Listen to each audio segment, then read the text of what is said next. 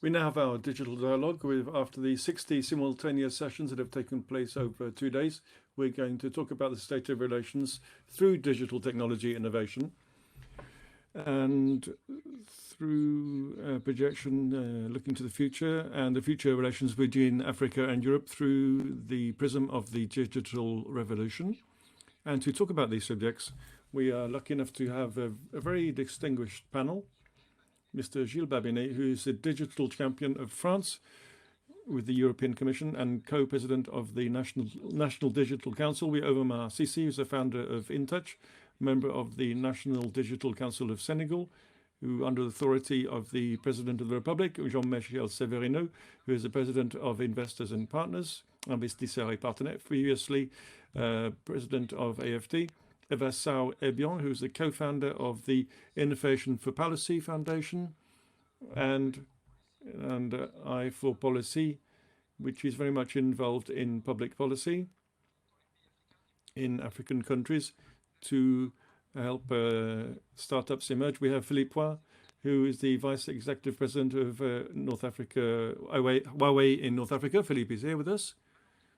Unfortunately, Amro Talap, for family reasons, was unable to be with us today, and we are thinking of her. She has a serious problem in her family. Unfortunately, she cannot be with us, and in any case, she is virtually with us, of course, in our thoughts. And I'd like to start straight away by talking about the subject, how digital Africa is becoming a pole of attractiveness and a pole attracting attention not only of the media, but also of many private sector actors and investors. We saw that yesterday in the debate with Jean-Michel Severino. We saw that despite the COVID crisis, there's never been so many investors and so much investment today in African startups, almost going against what you might think. The raising of funds has increased by 44% this year, whereas everybody expected to see a disastrous decline in African digital companies. The resilience is there, and the entrepreneurs are still standing. The African startups are still standing, and on this landscape, Africa is standing strong and still continuing to attract investment. Could very quickly become a digital power. And this question of the African digital power is, how can we make this a reality in the future? How can we make sure that the main digital players, the giants of digital technology, can they help to reinforce and strengthen entrepreneurial ecosystems?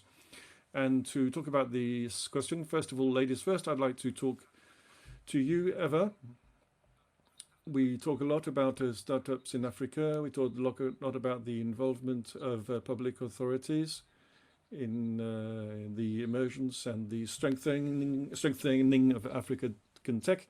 We often say it's not strong enough, not present enough, and that African youth is expecting a lot more from governments in terms of supporting startups. Today, in a few minutes, can you tell us what should be the role of African governments to get sovereign African digital technology to emerge, and how can we have a balanced relationship with the giants of internet?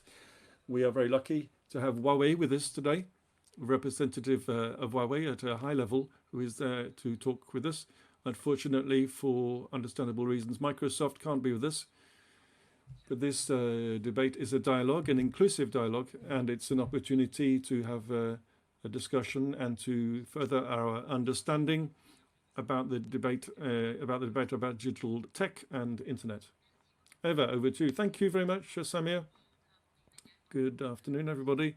I'd like to say hello to the other panelists I'm sharing this moment with. I'm very happy to be with you. To answer your question, first of all, I would very much like to share the fact that we realize that today that African countries today have a role to play as a facilitator to really help the right environment to emerge so that the players, whether they're from the private sector or public sector or NGOs can prosper. When we look at the African populations themselves, we've seen over the last few years that the middle class has emerged, playing the role of bringing change and facilitating access to consumption, and also they will want to have more and more public services which have to be the best possible quality. Samir, you already mentioned the youth of Africa. African youth, which today are playing an important role as a player for and a force for change, whether it concerns their adoption of new technologies or their need for vocational training, which we've seen on the continent. Especially this new African narrative, we can see that the African youth are playing an important role, whether it's through artistic and cultural expression or social movements. And we've also seen different players who are not government or state actors who want to work with the government through citizenship actions to change this social system and this economic system. So more than ever, it's important to rethink African administrations, whether it's through administrative platforms, whether they're digital in certain cases, and it's important to facilitate the autonomization of enterprises. Also requires us to have governments which push for development and to increase the influence of our countries through the local economies, so that we have a vision which is completely transformative and looking to the long term. So we have a participatory approach. I just like to point out we have many other challenges to overcome to really become this great digital power. I think the autonomy I mentioned just now is important. How can our local economies function fully at a national level? The COVID crisis has shown we are also pushing to have greater digital inclusion with domestication of uses, to make sure that the digital offering today is more appropriate. Mobile phones are the device which make it possible to bring digital technology to the populations, but the content has to be right. The phone becomes a networking device to bring the different players together, but above and beyond that, for the communities themselves in rural areas and in the different regions in our countries, it has to facilitate access to support services. We've seen the emergence of digital tontines and access to healthcare, for example. Yes, thank you, Eva. You talked a lot about digital sovereignty. I'll turn to Jill in a moment to say what are the decisive factors of digital sovereignty. Now I'm going to turn to Jean-Michel Severino. We are lucky to have you with us. For a long time, you ran the AFD, the French Development Agency. We know today that digital growth has considerable consequences for strengthening infrastructures. How can we finance this digital growth and this construction of Africa? The public institutions and the aid agencies, are they sufficient? Is the state sufficient? Shouldn't we make more and more use of the digital and internet giants to facilitate this digital growth? It so happens that the company I now run, I talked to Omar about this earlier.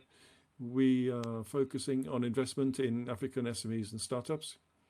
We're investing in many digital startups, amongst other activities. Your question causes me to answer in a different role as of the board of on the board of directors of Orange, and I monitor African issues a great deal. I'd like to say that the construction of digital infrastructure has to be done by private players, private sector players. The infrastructures such as cable and terrestrial links and investment in telecoms, all of that today is in the private sector. One thing that has struck me over the last few years is how the private sector has invested. We haven't really needed the public sector for these big infrastructures, which have made tremendous progress over the last decade. They have made big progress because the telecom operators have put a lot of money on the table to be able to follow the demand, because the African population has proved to be extremely receptive to digital technology. The uses have multiplied, not only amongst consumers and citizens, but also African businesses and users of African infrastructure, which has just been mentioned. And the telecom operators have sought to increase investment in landlines as well as mobile systems, including operators such as Huawei. Of course, Orange is one of Huawei's big customers in Orange. We're not the only one. There are many others.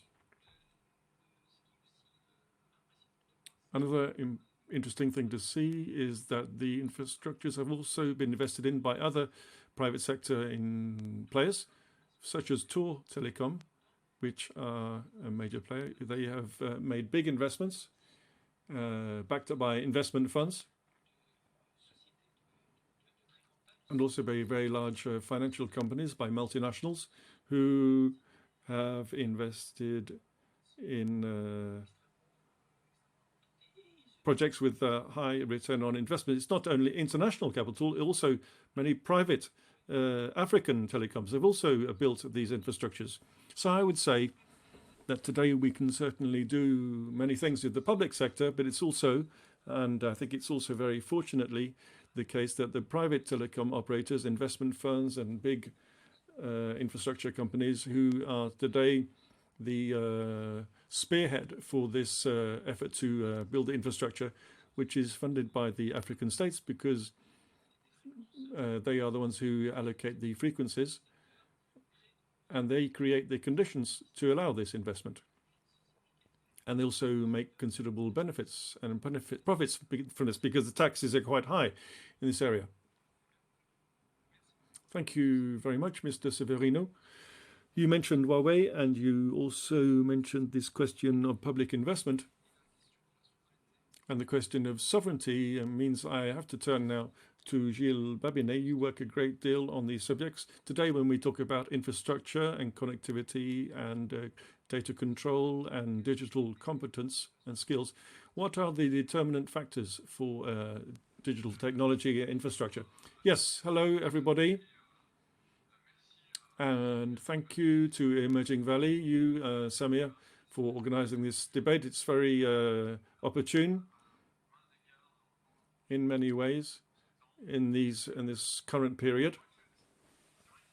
It's true that there is a big challenge concerning Africa, which I would call geotechnological. Africa was a zone of influence. China has historically not been very much present. Of course, now it is extremely present.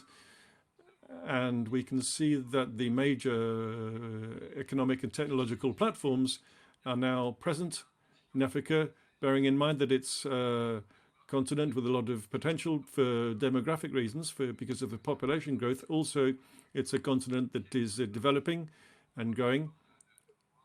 And if you are in a strong position now, you will be able to remain in a strong position in the future. Without giving the list of countries that are on one side or another, the interesting thing is that quite often we can see there's not really any neutral zone.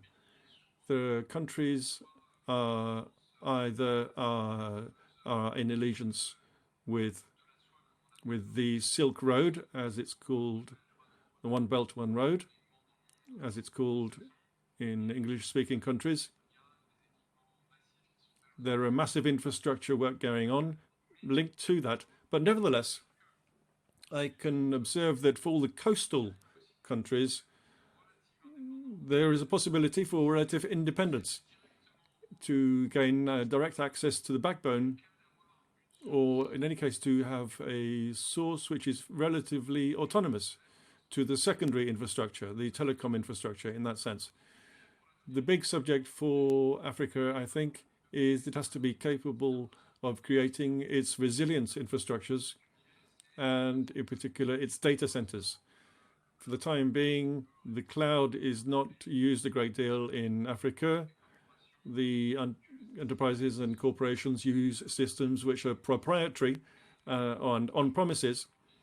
Things are changing very quickly, however. Over the last few months, we've seen a number of economic players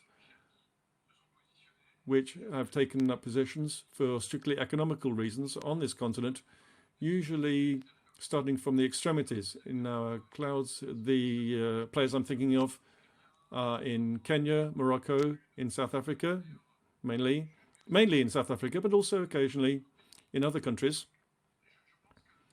So I think that what is really at stake here is that we have to see the emergence of a value chain which is completely integrated with segments which will not belong to Africa.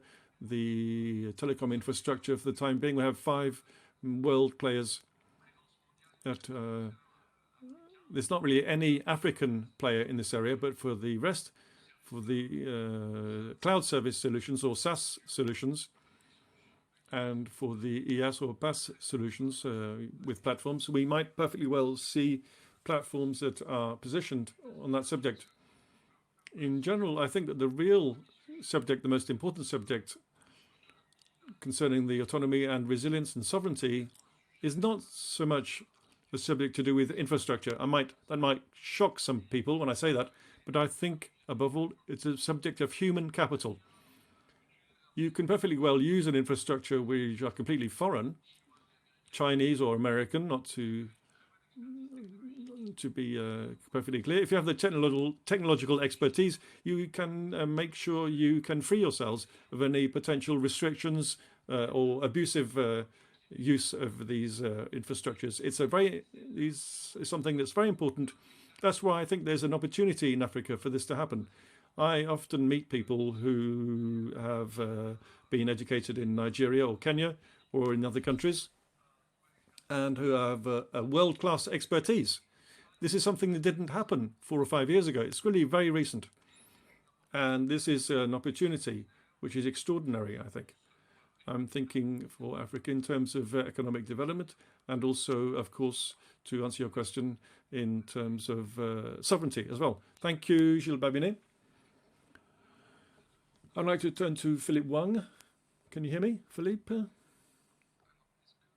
Philippe, can you hear us? Can we have Philippe's sound, please?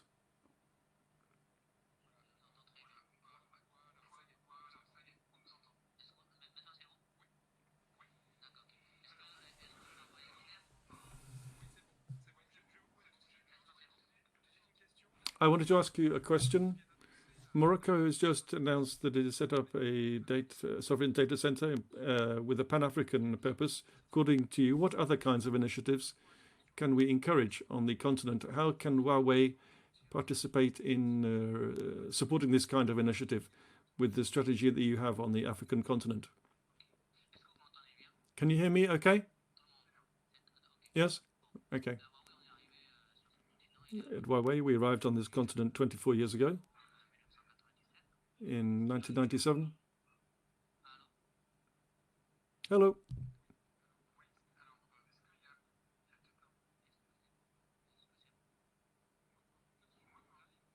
Here, I can hear you fine. Panelists can't hear you, apparently.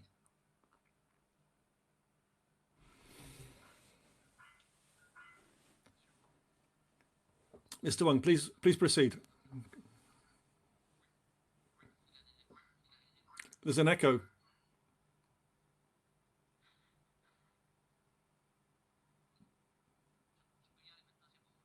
Okay, can I go ahead?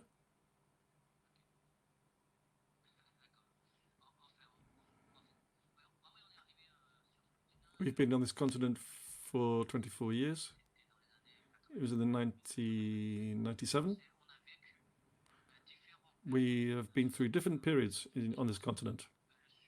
I think that the subject of digital sovereignty is now becoming very fashionable, but it's a reality in Africa because the data centers you mentioned, that Mr. Babinet mentioned, isn't a technical question. It's more a question to do with human capital.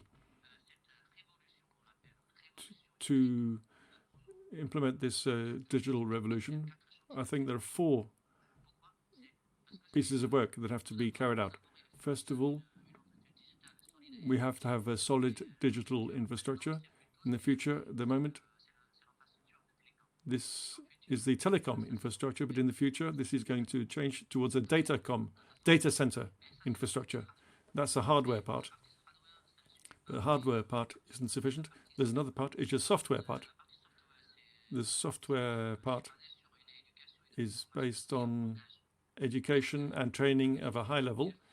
This means that we have to train the new generation so that they can use the new technology properly, because we have then the fourth stage that will be arriving soon. We are entering the fourth industrial phase. The fourth industrial revolution is based on the new technologies. Without that revolution, we won't be able to face up to the challenges. So it's education and training are extremely important, and we have to specify that at Huawei also we are playing a role, and we on the social level in this sector, and after that we have to invest to encourage, to find more means, to encourage the players in the public sector and private sector, as Mr. Severino said. It's more the private sector players who are investing more in this sector, but we have to find other means of mobilizing other financial resources in this area. That's the third point. And the fourth point is that we need to have a clear legal framework to protect the data, as is the case with the GRDP in Europe, so that everybody can work in a relationship of trust with clear rules and clear standards, so that everybody has the same guarantees. And also we need to further encourage the different players to participate, whether a public sector or private sector, so they invest more in IT. All of these areas are very important, and the African continent, in all the different countries, have to focus on these four areas. And then in a country like Morocco, we have data centers that are developing. This is a model that is suitable for Morocco.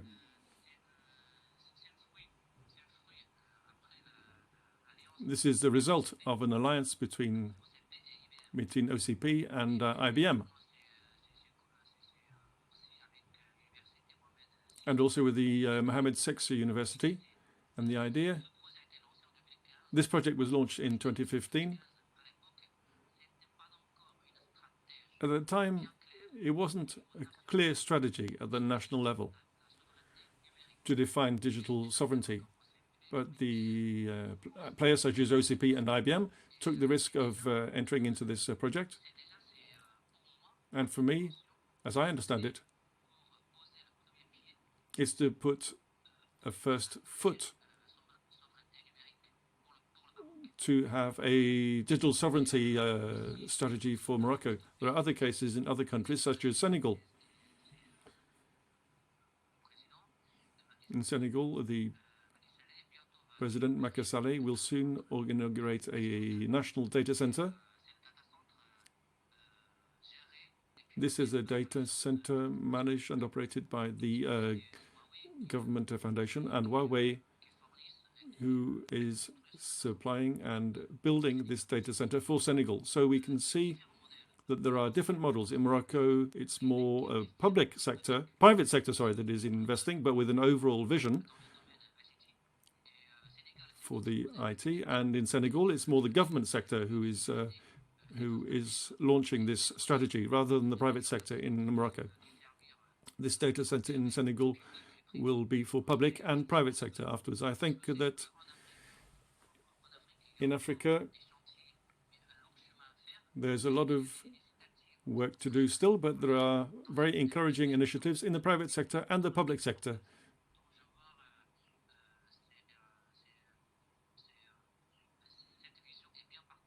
I think this vision is clearly shared. And then for the next phase, we need to continue so that we find synergies to have better control in this area. Thank you, Philip Wang. We've just seen fairly clearly that Huawei has a certain strategy in terms of connectivity, which of course affects the question of sovereignty. You were talking about Senegal, and I'd like to turn now to Omar Cissé, the founder of InTouch. InTouch is a Senegalese success story in fintech. You have numerous partners, including two giants of the CAC 40, who've invested in your project. So you have started to scale up on a huge scale. My question is, how can African ecosystems benefit from the increasing growth of digital giants such as Huawei, as Philip Wang has just explained? And a second question to react to Gilles Babanet was saying about skills. How can InTouch ensure there's a transfer of skills so we can set up a local digital champion on the level of Senegal, as Philip Wang has just mentioned?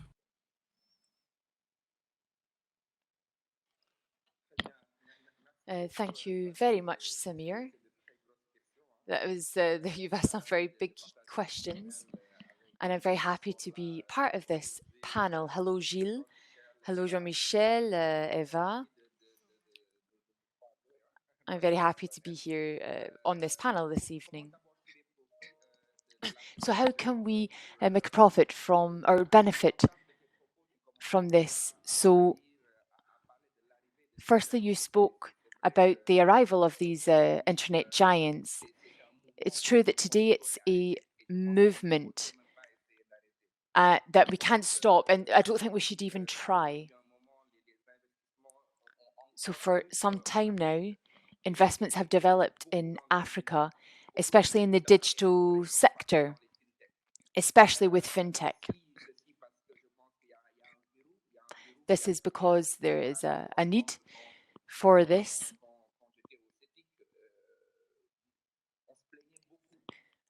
Previously, we complained a lot about the lack of business models in startups, and that has changed an awful lot in the last few years. These business models are becoming more and more mature, and that's great for investment. And this is primarily thanks to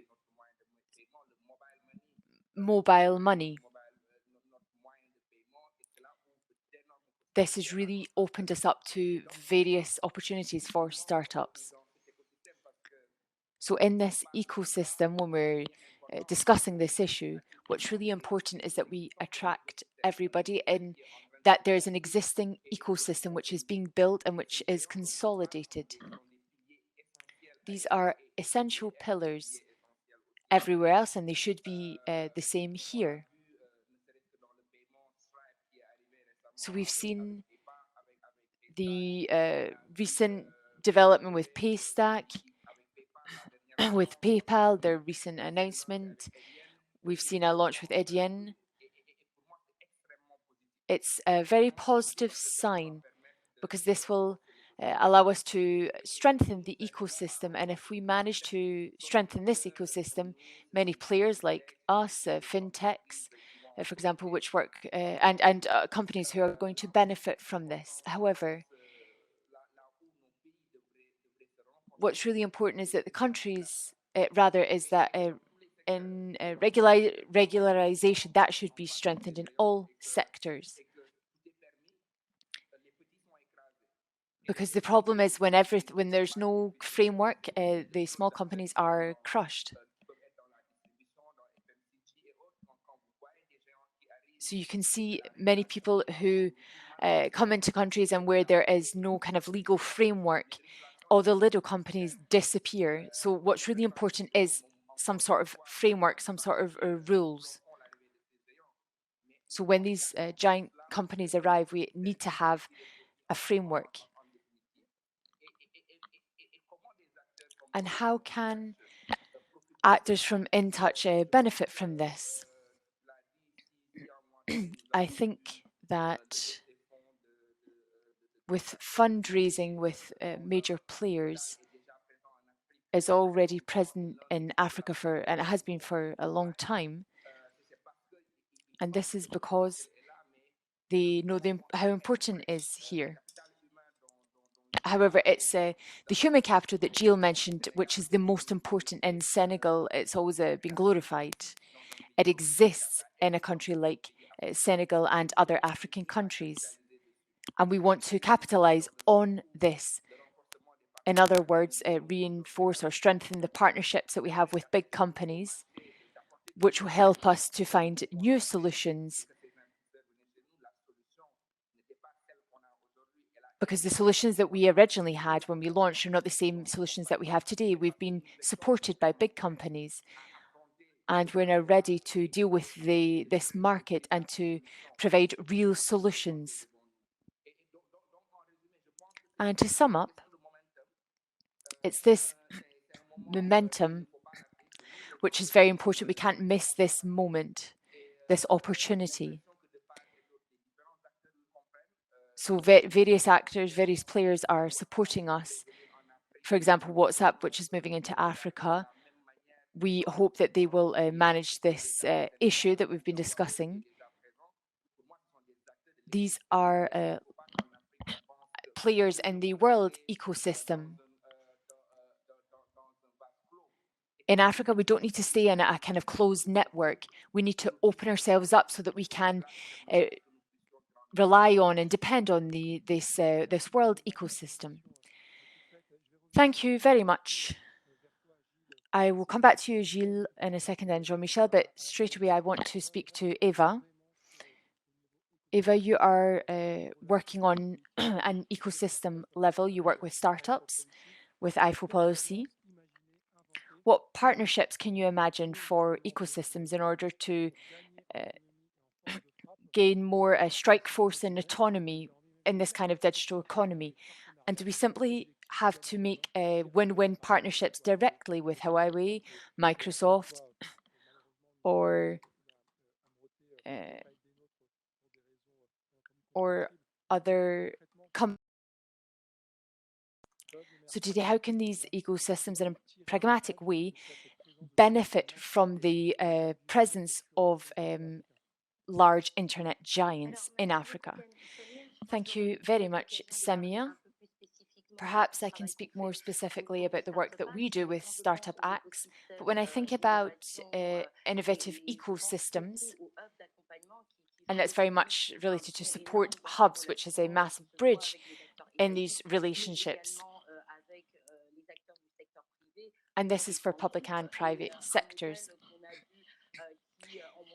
We have seen a very positive model recently, which is the partnership with CC Hub and Facebook, especially in Nigeria. We've seen that they've managed to support each other in an area which has already existed, and they've provided technical support for entrepreneurs. And the large group has made this possible by providing funding and other elements, but also by providing their technical expertise, as well as their network. So that for me is a very interesting model. Omar mentioned it earlier, groups like which are already set up here have really pushed towards innovation as a win-win situation for relationships between startups and large companies.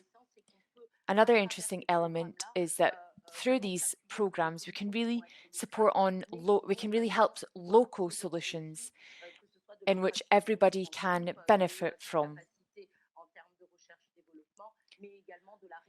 And this will help with research and development and the fact that these different solutions can be replicated in other countries.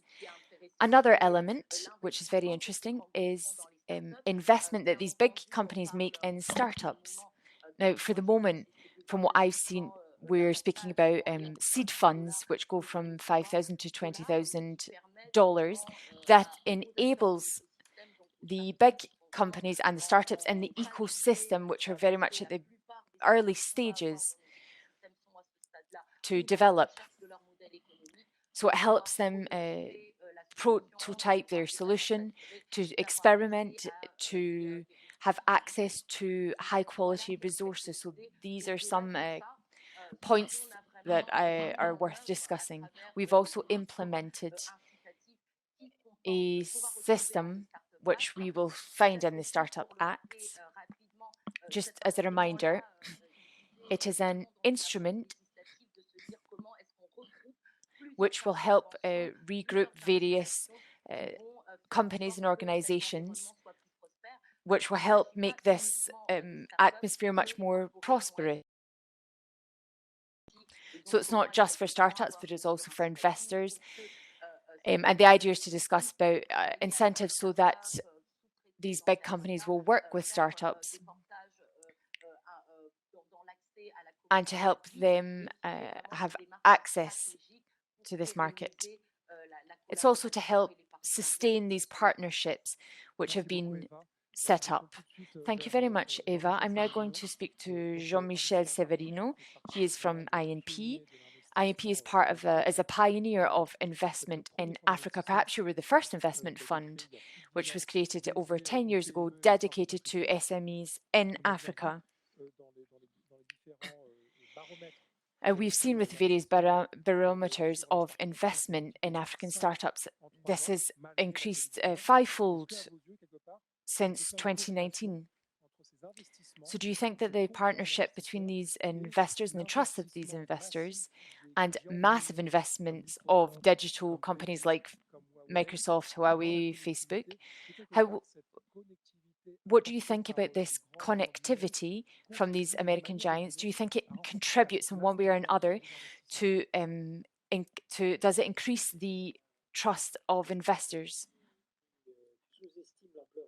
I think you're underestimating the scope of the problem because we've existed for 20 years.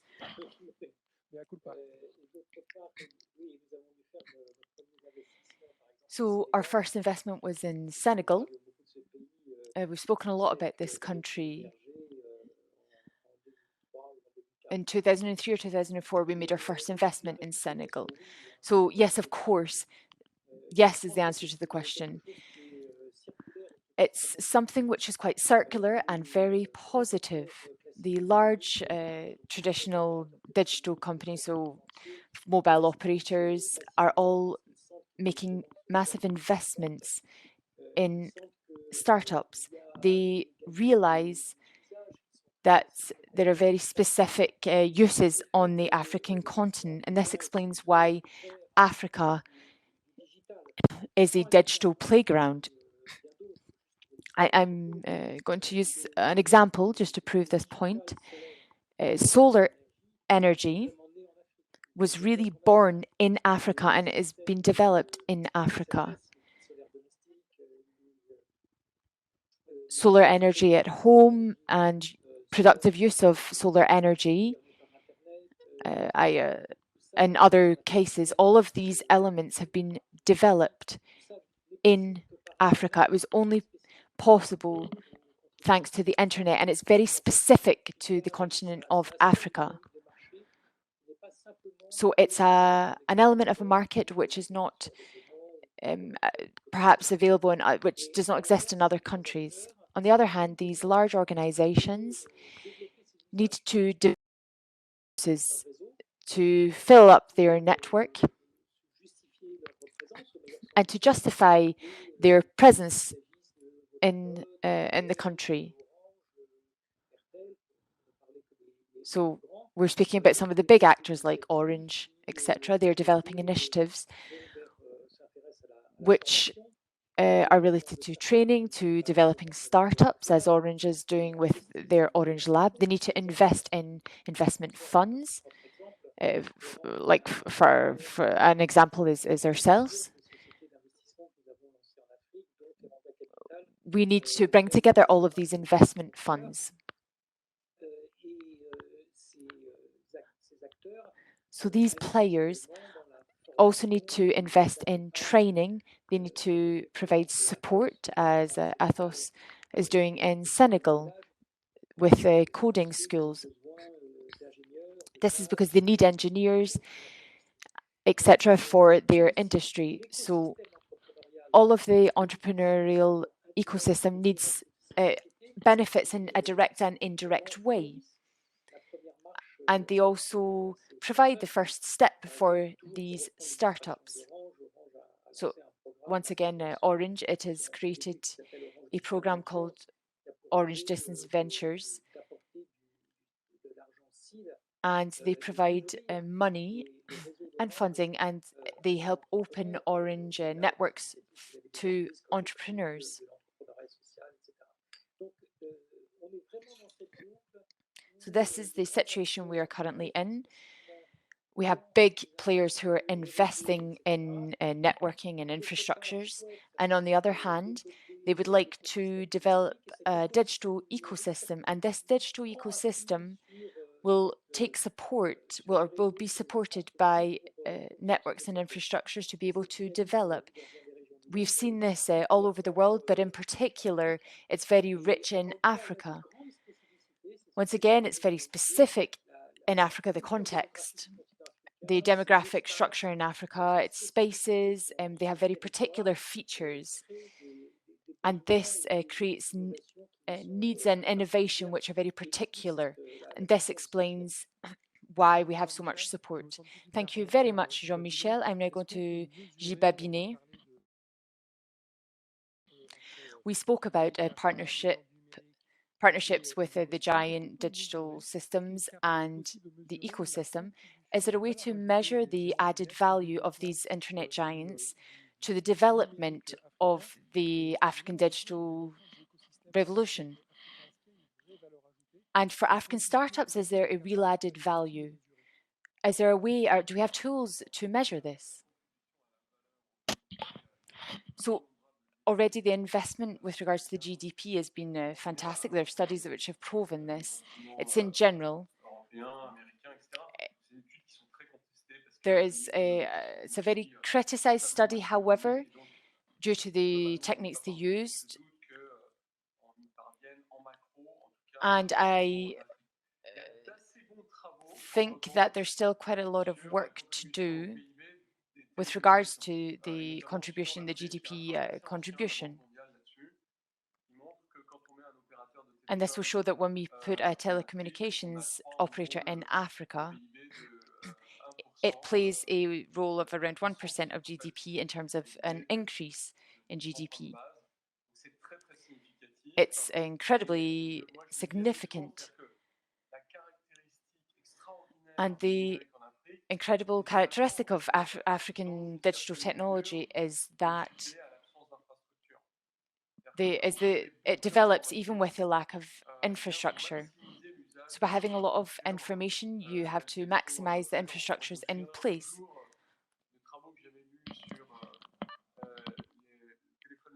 I remember the work relating to mobile operators. They have provided very, very poor people with connectivity. It meant that they could check the weather, which changes the way that they managed agricultural issues, and this changed their life. And of course, they do have a role to play, these giant companies. They are more or less active in certain periods. But I believe, or I feel that today what is really great is the level of autonomy. In other words, when we see, as Omar said, when investment funds started to set up in Africa, and economic actors and players who are completely independent from the investment industry in general, it's incredibly interesting. I have noticed that in various areas, we have seen a development of mobile money. It has never received money from NGOs. And today it's become very commonplace.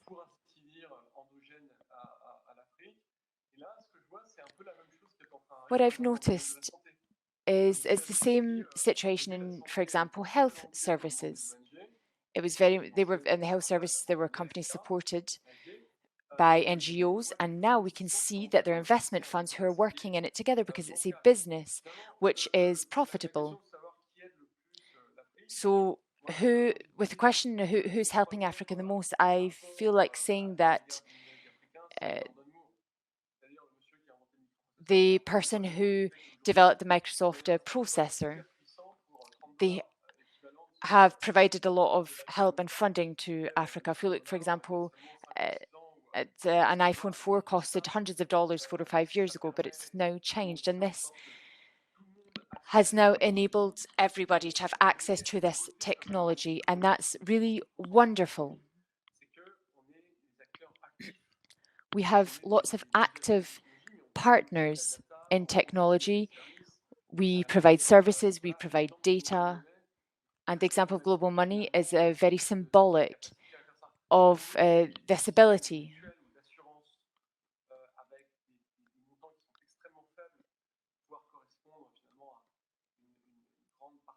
It's incredible how the African market has developed thanks to technology.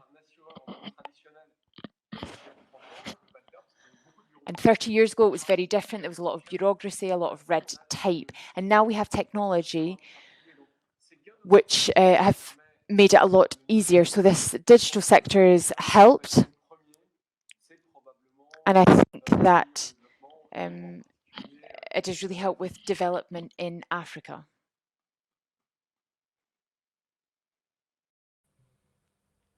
No. You're all here. Everybody's here. Philippe. Yes, everything's fine. Philippe. The African population is going to double between now and 2050. For Huawei, how are you going to connect this huge population growth? Does this mean we're going to see a new approach from you concerning the economic growth of the continent?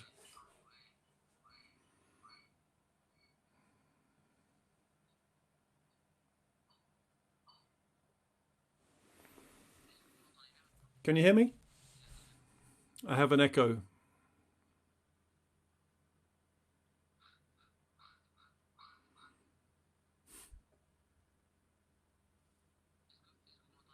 Can you hear me? I have an echo.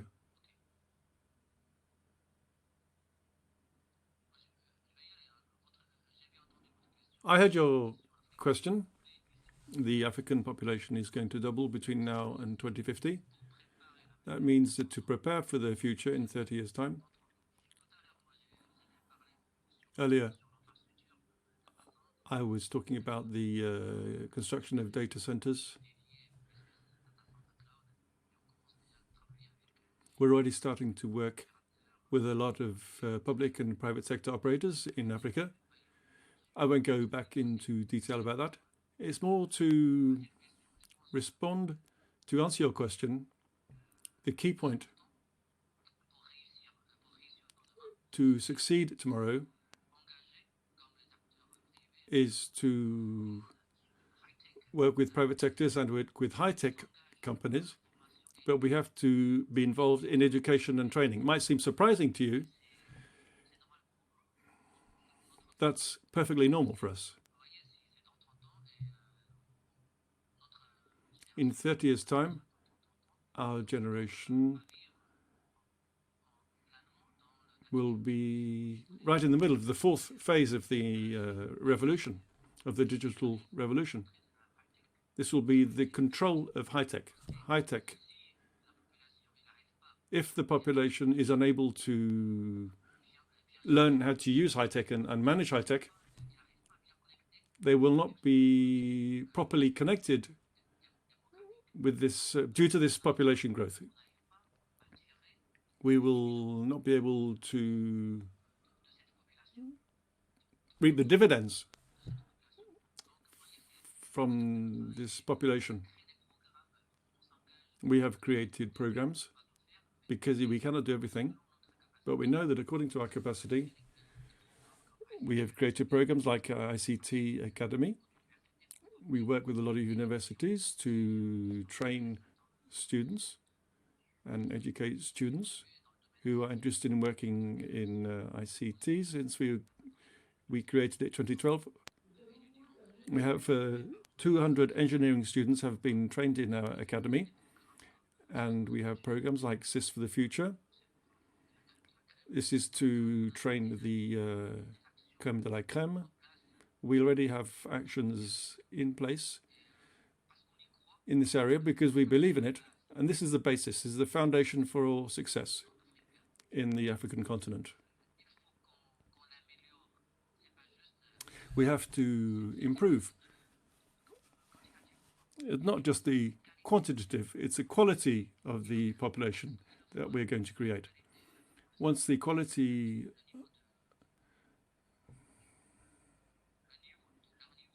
of the training goes above a certain level, this population will become more innovative and more autonomous. And once they get to that level, they will be able to be better involved in economic development in Africa. The interpreting team now informs you that as agreed with Emerging Valley, we are now going to stop interpreting. We wish you an excellent evening. Goodbye. Résoudre l'employabilité dans ce continent-là pour la nouvelle génération. Et ça devient un cycle positif pour l'économie. Et avec toutes ces conditions-là, on peut vraiment profiter la dividende de cette population. Et puis, ça deviendra la motrice de développement économique. C'est pas que pour le continent, même pour le monde entier. Parce que c'est le chiffre alentour de 1,2 milliard, c'est le chiffre qu'on parle. Donc c'est pour Huawei, donc vous voyez, un côté on va continuer à investir dans l'infrastructure avec nos partenaires, avec notre propre fonds. Ça on va continuer, ça c'est notre métier. Et l'autre côté, on va continuer à travailler avec nos partenaires, les universités, les organisations dans le domaine éducation, ICT. Donc on y croit avec ces deux piliers-là. Après, pour faire avancer d'autres choses, pour attirer, par exemple, investissement, pour créer beaucoup d'usages basés sur cette plateforme, ça sera plus facile. Et ça sera mieux gérer le gap actuel entre l'Afrique et les autres continents.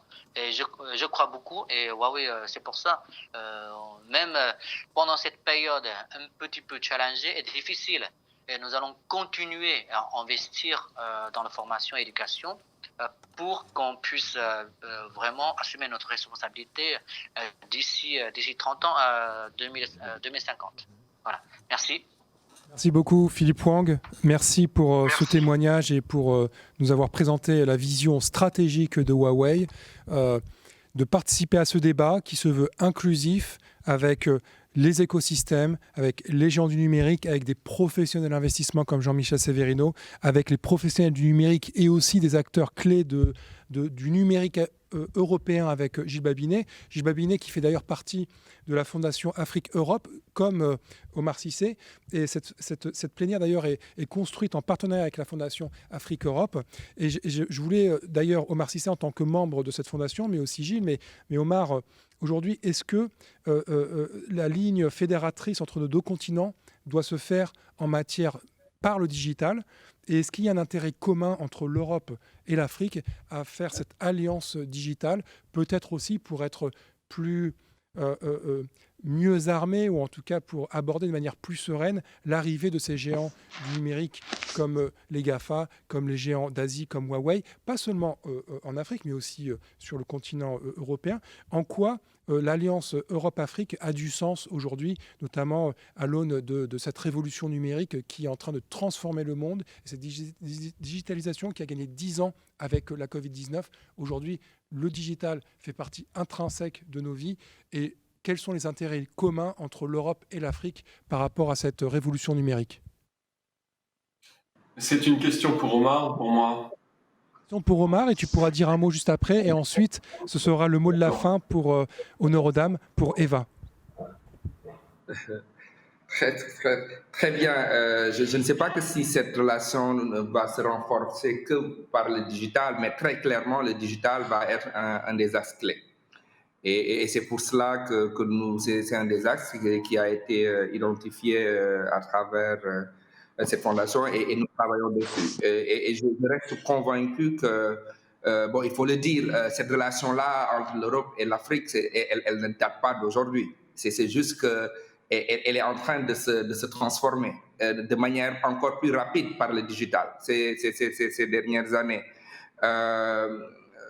C'est comme ce que Jean-Michel disait tout à l'heure. Je pense qu'une collaboration entre l'Afrique et l'Europe via IEP, via Orange, dans des fonds d'investissement, ça se fait depuis plusieurs années. Mais vraiment saluer d'ailleurs le travail de l'IEP dans ce sens-là, qui n'a attendu personne et qui a compris très tôt le sens qu'il fallait donner à cette relation-là.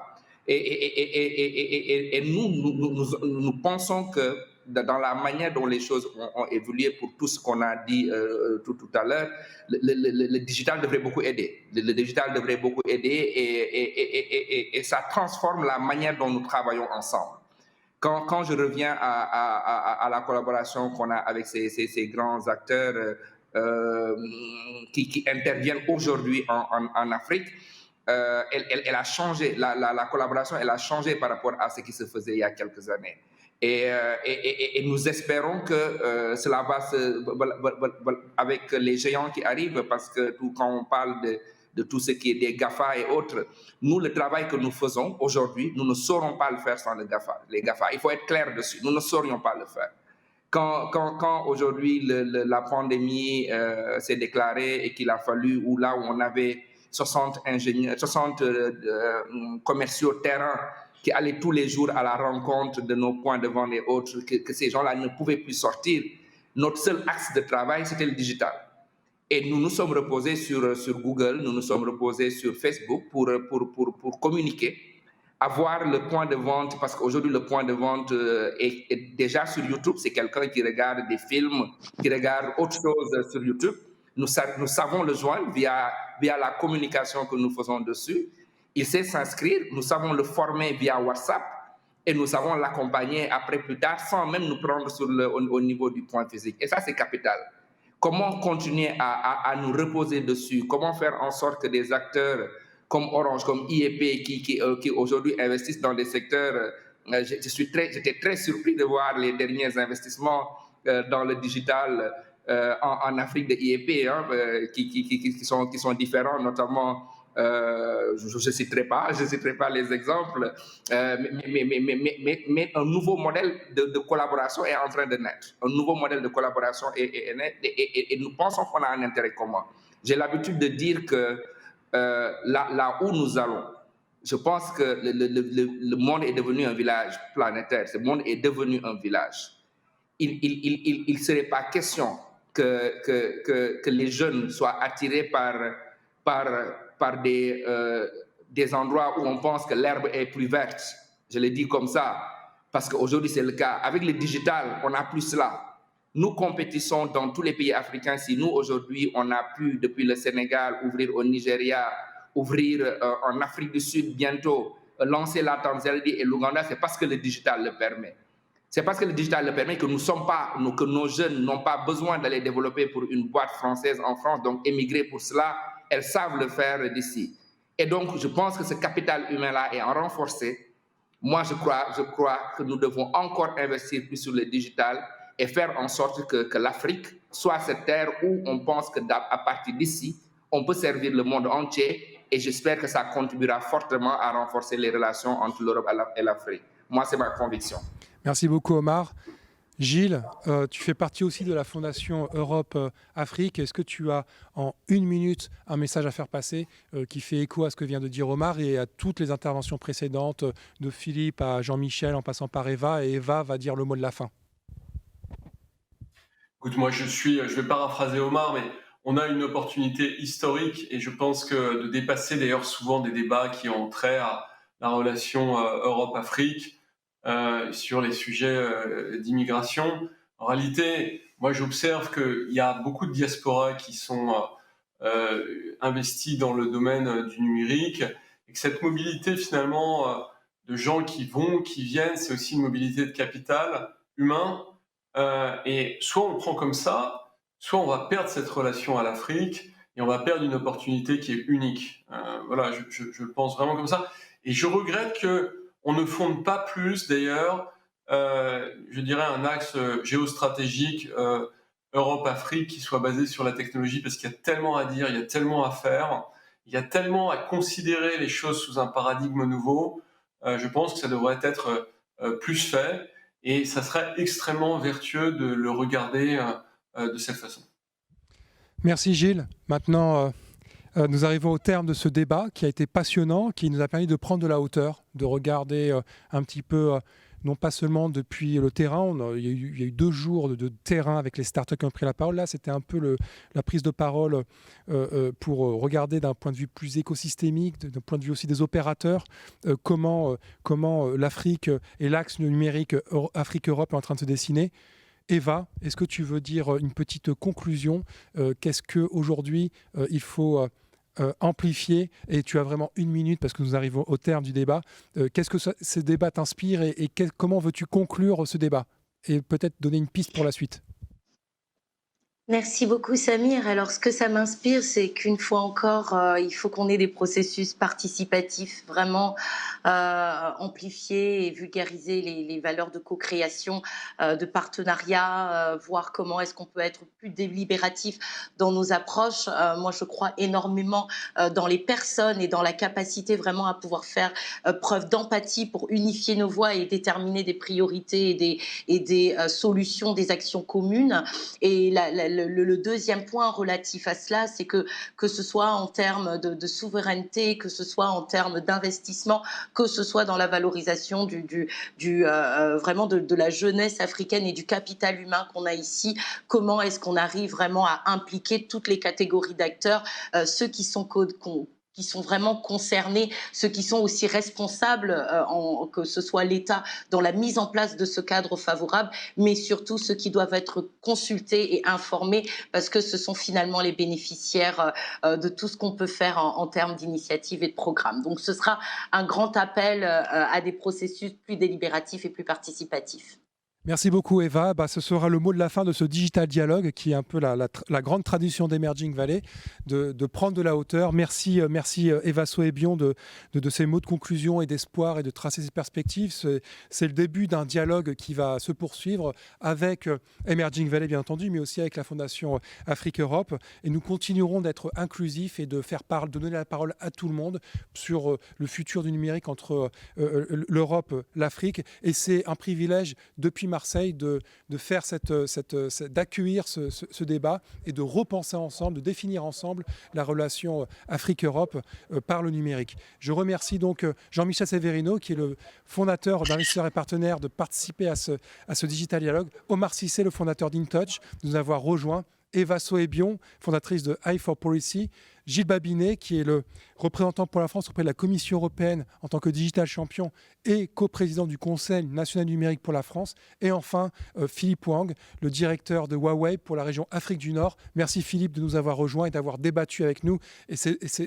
Toutes ces insights, tous ces débats vont se retrouver dans le livre blanc d'Emerging Valley qui sera disponible au public d'ici la fin de l'été. Merci à tous et bravo pour vos actions et merci d'avoir participé à ce Digital Dialogue. À très bientôt. Merci à toi Samir. Au revoir. Merci Samir, bonne fin de journée, bravo pour Emerging Valley. Bravo. Salutations à tout le monde. Merci, à très bientôt.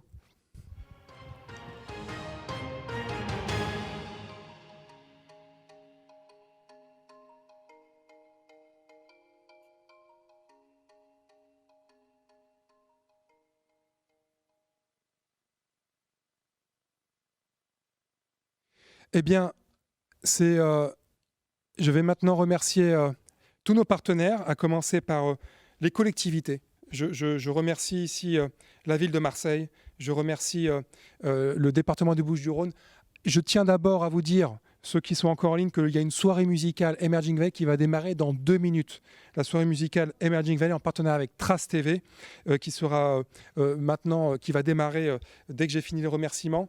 Je remercie le commissaire européen Thierry Breton et la Commission européenne. Je remercie la métropole Aix-Marseille-Provence. Je remercie Euroméditerranée et l'établissement public d'aménagement. Je remercie la saison Africa 2020. Je remercie également le conseil départemental des Bouches-du-Rhône. Et bien entendu, tous nos speakers, près de 200 speakers, tous nos partenaires pays, les ambassadeurs qui sont venus, l'ambassadeur à la Méditerranée, l'ambassadeur de France au Nigeria, en Afrique du Sud. Je remercie également tous les partenaires privés Deloitte et d'autres qui nous accompagnent, l'Institut de recherche pour le développement. Je remercie également la Fondation Pierre Fabre qui nous a accompagnés sur les sujets de e-santé. Et bien entendu, je remercie l'ensemble de l'équipe d'Emerging Valley qui s'est absolument mobilisée et qui a réussi cet exploit de tenir cet événement en format résilience, en format en ligne. Et je salue Elsa Larue qui est ici. Je salue Julie qui s'est démenée et qui a coordonné l'ensemble de la relation avec les speakers. Et il y a aussi Julie, la photographe, il ne faut pas l'oublier. Je remercie Lucas qui était avec nous pour coordonner tous les ateliers. Je remercie Camille également qui a coordonné énormément de choses. Camille qui est là avec tous les speakers. Je remercie Maria qui a coordonné tous les réseaux sociaux avec Lorraine, avec Tessa, avec Coralie. Je remercie également Philippine qui est là et qui a été absolument la petite fée pour gérer les SAS avec tous les speakers. Je remercie également l'équipe technique qui, depuis Emerging Mediterranean, est là pour nous accompagner et qui a su s'adapter à la complexité de ce projet. Je rappelle qu'il y a eu 60 sessions en live, je rappelle qu'il y a eu 200 speakers, que plus de 2000, on a déjà dépassé depuis bien longtemps les 2000 participants qui étaient, là je crois qu'on est, je ne sais plus, il faudrait qu'on regarde, mais 2000 participants qui ont participé, qui ont assisté à tous les lives. Je rappelle que tous les lives sont maintenant en replay automatique, vous pouvez suivre tous ces replays qui vont être disponibles pendant plus de 12 mois. Nous allons également les mettre sur les réseaux sociaux. Nous allons également les mettre sur notre plateforme et sur notre YouTube et nos Facebook. Emerging Valley, 4e édition, c'est terminé. Édition en ligne, mais nous vous donnons déjà rendez-vous en décembre 2021. C'est-à-dire que cette année, nous allons avoir 2 éditions d'Emerging Valley. Édition virtuelle d'avril, mais déjà dans 8 mois, nous aurons la prochaine édition qui, cette fois-ci, sera en présentiel, toujours à Marseille. Et les dates seront dévoilées très prochainement, mais ce sera en décembre sur le territoire d'Aix-Marseille, et donc en décembre 2021. Donc dans quelques mois, la prochaine édition d'Emerging Valley se tiendra avec tous nos partenaires que nous vous remercions également l'AFD, la Proparco, le Conseil présidentiel pour l'Afrique et tous ceux que j'oublie et qui me pardonneront. Merci à tous et maintenant c'est l'heure de profiter de la soirée digitale, la soirée musicale, et je vais demander tout simplement à l'équipe de me rejoindre et à la photographe d'immortaliser ce moment. Venez tous et on va lancer juste après la soirée musicale avec Trace TV.